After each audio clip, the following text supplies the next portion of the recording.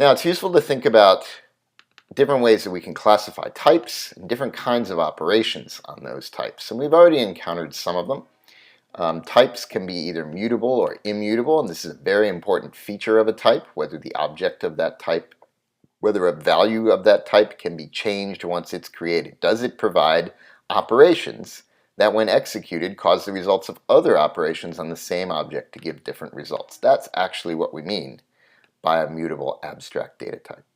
So in Java, the date type is mutable because you have operations like setMonth that make a change that you can then observe with the getMonth operation.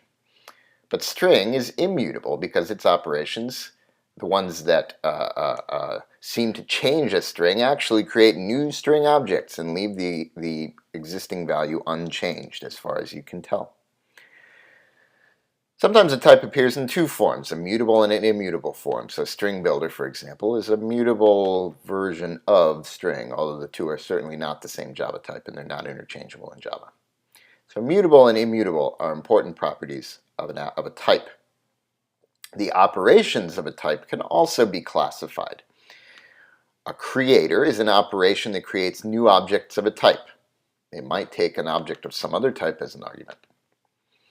A producer creates new objects from old objects of the same type. So for string, for example, the concat method is a producer. It needs you to start with two strings and it produces a new one.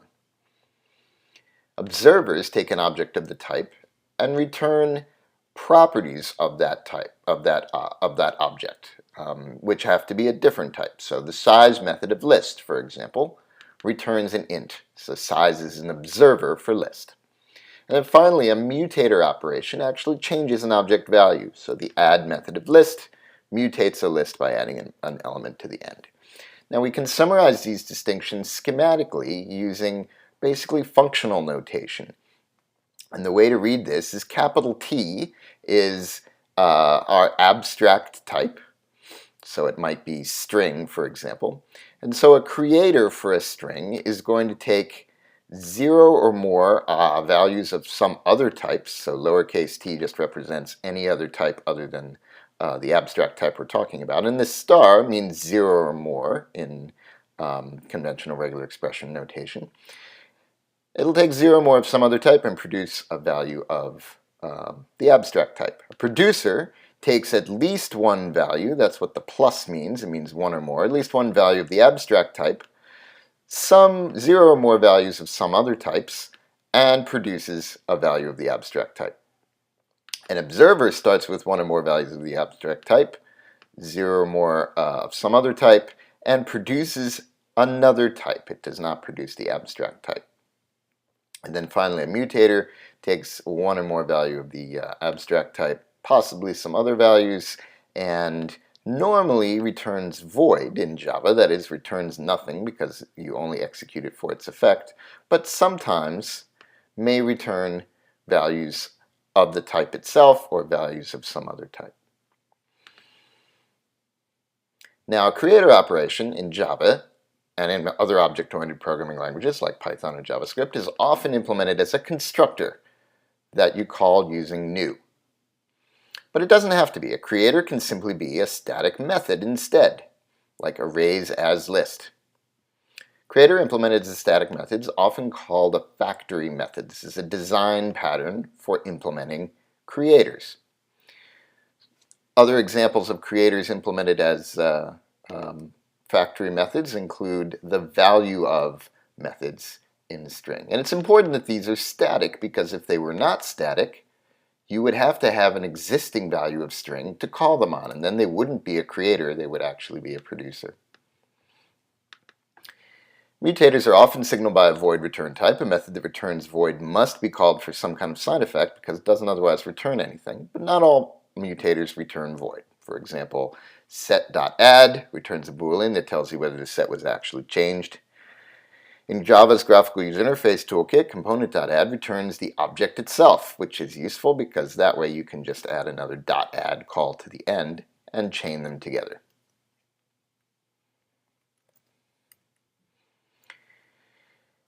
Here are some examples of abstract data types along with some of their operations grouped by kind.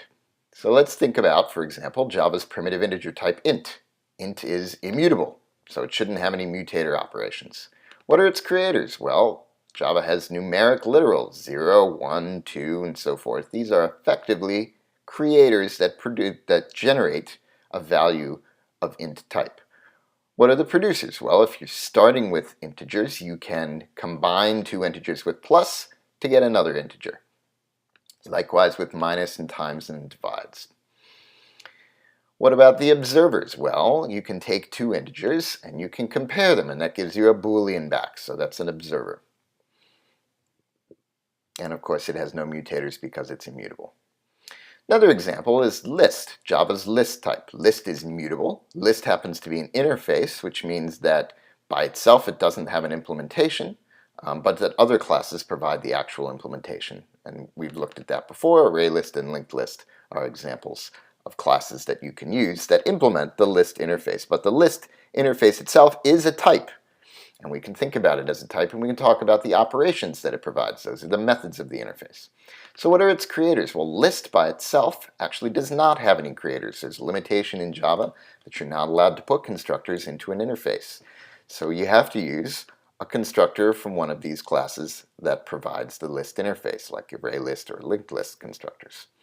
There's also factory methods like collection singleton list, which is a static method that will produce a list containing a single object of an arbitrary type. What producers are there? Well, for example, we've looked at the unmodifiable list, wrapper, which is a static method that takes a list and produces another list. And the important feature of that other list is that it's immutable, that you aren't allowed to call any of its mutators.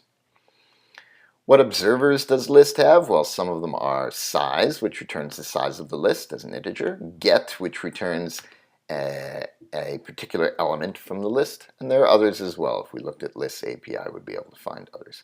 And because list is mutable, it also has mutators like add and remove and add all. Here is a mutator that is implemented as a static method. Finally, strings, Java's string type. String is immutable. What creators does it have? Well, it has a number of constructors that you can use. What producers does it have? You can concatenate two strings. You can take the substring of a string, which produces another string. You can convert strings to uppercase or lowercase. What observers does it have? Length will give you the length of a string as an integer. Char at will give you the character at a particular position in the string. Does it have any mutators? No, it's immutable. So this classification of creators, producers, observers, and mutators, and mutable and immutable, it gives us some useful terminology for thinking about operations and types. It's not perfect. In complicated data types, there may be some operations that are both a producer and a mutator, for example. Some people reserve the term producer only for operations that do no mutation.